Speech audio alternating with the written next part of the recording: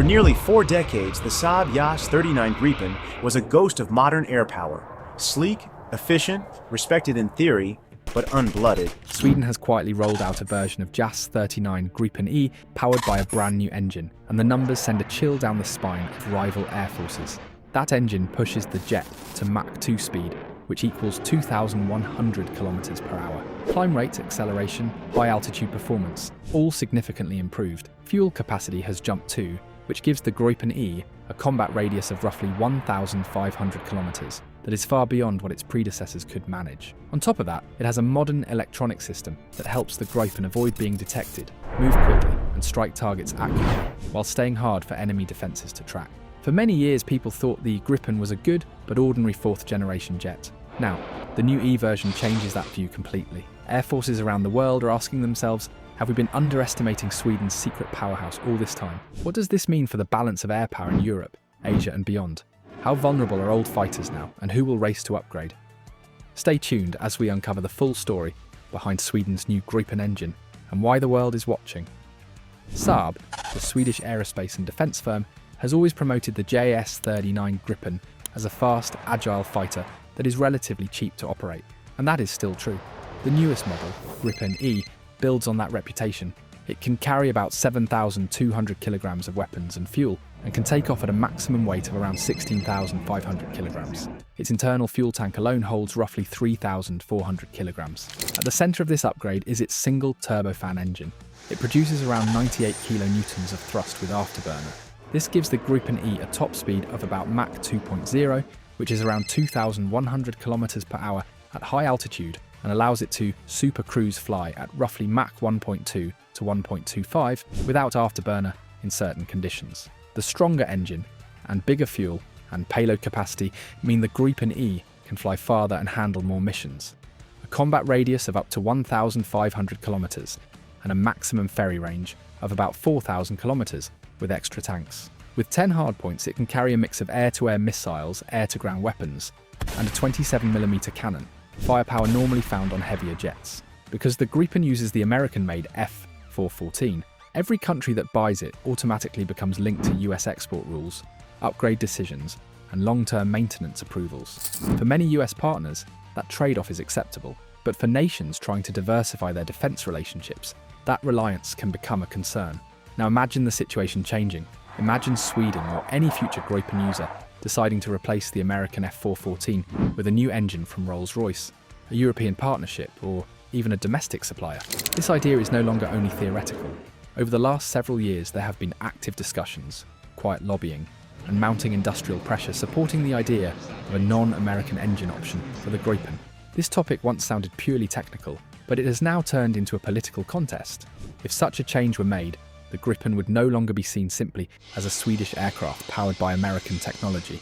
It would become the foundation of a new industrial network linking European or Asian firms, regional suppliers, and local manufacturing partners. The technical improvements would matter, but the political and economic consequences would matter far more. Think about the aircraft's original purpose. The Gripen E and Gripen F were built to be modern fighters that remained relatively affordable. They come equipped with advanced sensors, a clean cockpit design, and enough weapons capacity to stay competitive in fast-changing conflict environments. But like every jet ever made, their future growth, whether longer range, heavier loads, or next-generation electronics, depends on the engine. The F414 gave the Gripen E a major improvement over older versions. Without it, the aircraft wouldn't have the capabilities it does today. But capability is only one part of the story. Dependence is the other. When a nation flies an aircraft whose engine is controlled by a single foreign government, that government gains long-term influence over that nation's air force. Spare parts, overhaul schedules, and engine software updates all need ongoing political approval. For strong US allies, that system usually works. But countries seeking more independence, broader partnerships, or greater control over their own industries often find that level of reliance uncomfortable. That is one of the key reasons so many nations today support local engine programs, co-development opportunities, or alternative non-US suppliers. This trend is also why engine choices have become so political in recent years. This brings us to Rolls-Royce. While widely recognised for commercial engines, Rolls-Royce has been rebuilding its military engine presence. Its research efforts and long-term goals show that it wants a major role in future fighter propulsion. If Rolls-Royce, or a broader European project created an engine suited for the Gripen, the global fighter market could shift instantly. Countries in Asia, Africa, Latin America, and parts of Europe that hesitate because of American export limits would finally have another option.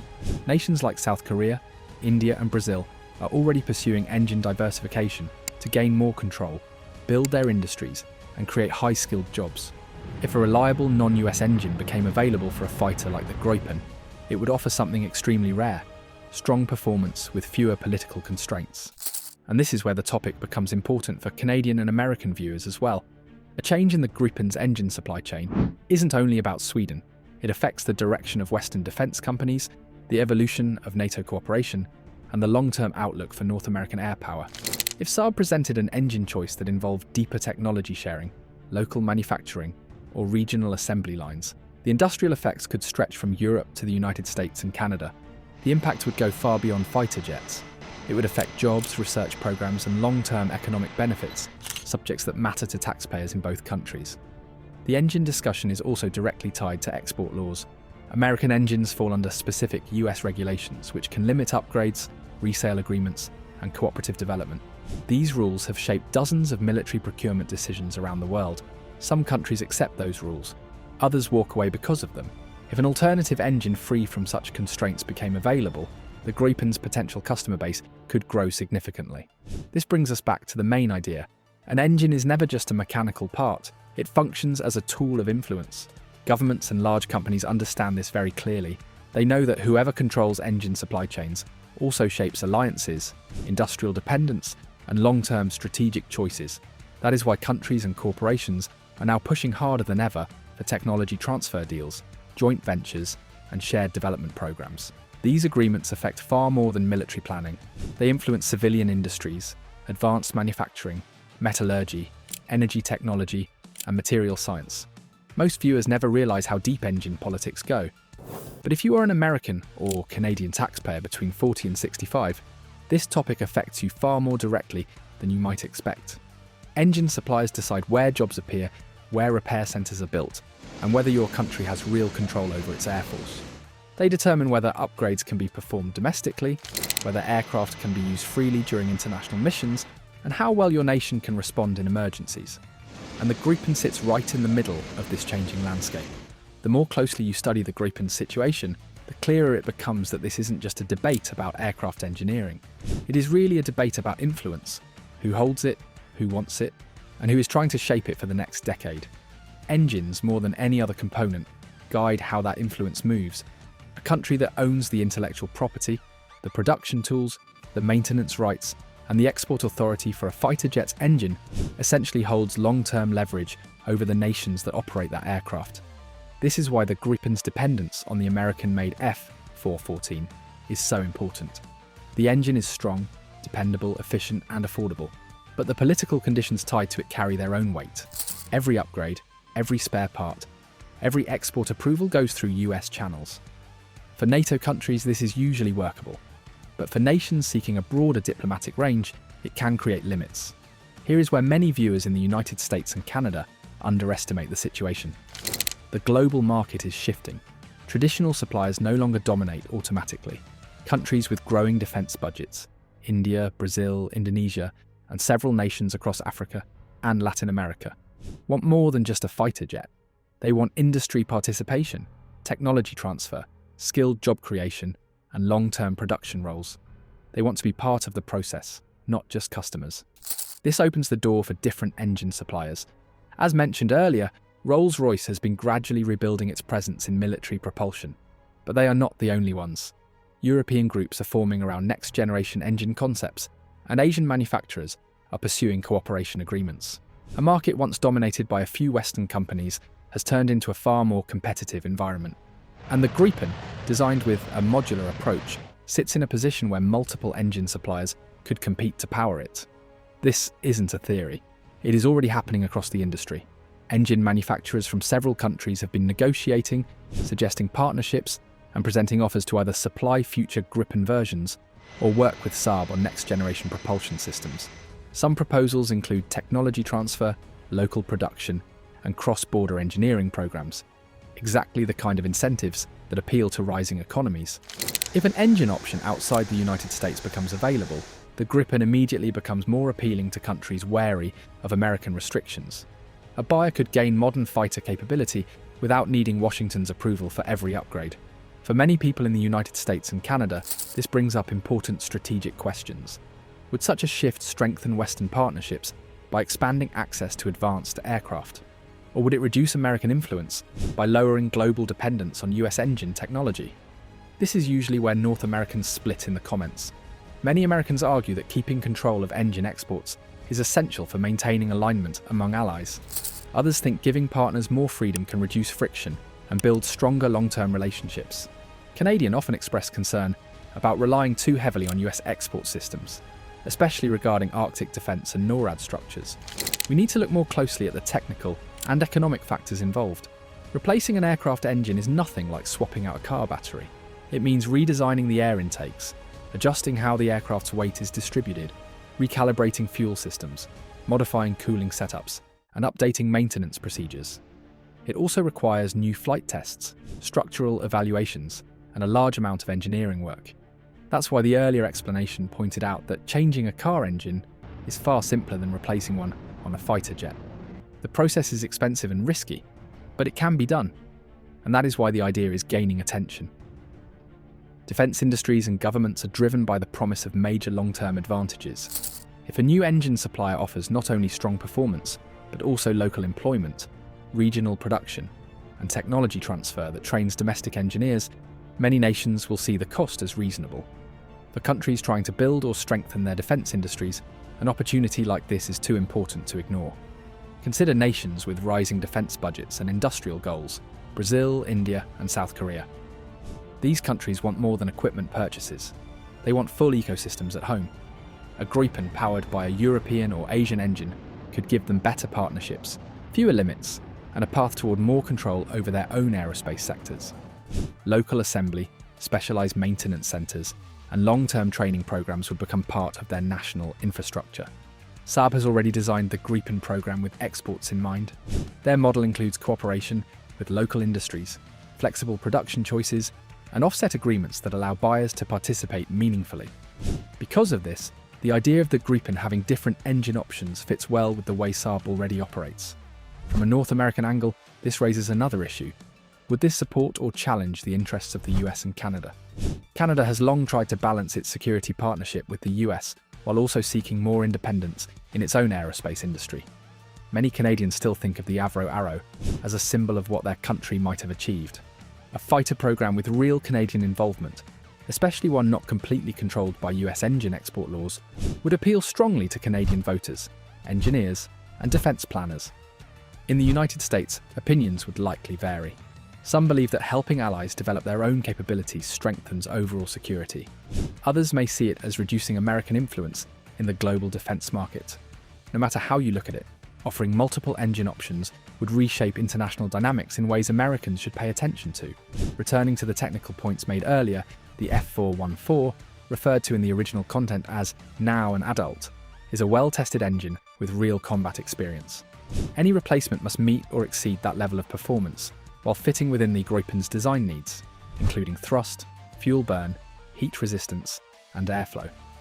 A heavier engine, one that uses more fuel, or one that needs a different intake shape, would alter how the aircraft flies. This is where nations must weigh pros and cons carefully. Countries have to consider the political and industrial benefits against the financial and technical risks of redesigning the aircraft. Engine makers also have to decide whether the long-term income from sales, upgrades and maintenance makes the investment worthwhile. Building or modifying a fighter jet engine is one of the highest cost efforts in the defence world, but many nations have shown they are willing to pay more, initially, if it gives them greater control later. Owning your own maintenance system, your spare parts production, and your upgrade pathways is often worth the early expense, because the alternative is long-term dependence. This brings us to export rules. The earlier content highlighted how US export control laws influence decisions globally. These laws restrict which countries can receive specific technologies and under what terms. Some nations accept those limits. Others find them politically difficult. If an alternative engine avoids these restrictions, the Gripen becomes far more appealing to a wider market. This isn't theoretical. These considerations show up in real procurement decisions. Countries think carefully about who they want to rely on for the next 30 to 40 years, which is the usual life cycle of a fighter aircraft. Engine makers are not just technical suppliers, they are long-term partners. And that leads to the closing idea for this section. Whenever a country chooses an engine, it is sending a signal. It reflects alignment, confidence, and long-term cooperation with the supplier's home nation. In a world where alliances are shifting and regional balances are more sensitive than ever, those signals matter a great deal. As we reach the final section of this discussion, the central point becomes clearer than ever. A fighter engine is never only about how well it performs. It acts as a long-term strategic link that can connect countries for years or even decades. The Gripen program shows this more clearly than most, proving how a single component can shape national independence, industrial growth, and regional influence. In the first two parts, we went through the technical, financial, and political factors that might push nations to move away from a US-controlled engine, such as the F414. But it is just as important to look at the other side. The F414 has a track record, it is dependable, and it is firmly built into Western supply networks. That kind of stability carries real value. Any new supplier, whether it is Rolls-Royce or a wider European or Asian partnership, would need to match or exceed that reliability while offering a package strong enough to justify redesigning the aircraft, running new rounds of testing, and taking on the economic risk involved. And even with these hurdles, interest continues to grow. Governments and companies worldwide are putting money into programs that promise more than just new propulsion systems. They are aiming for long-term industrial cooperation. They understand that whoever controls the next generation of propulsion technology will shape far more than fighter jets. These developments influence commercial aviation, new materials, energy innovation, and manufacturing standards. Put simply, investments in engine technology often boost a nation's economic strength directly. For countries considering the Gripen today, this is a major factor.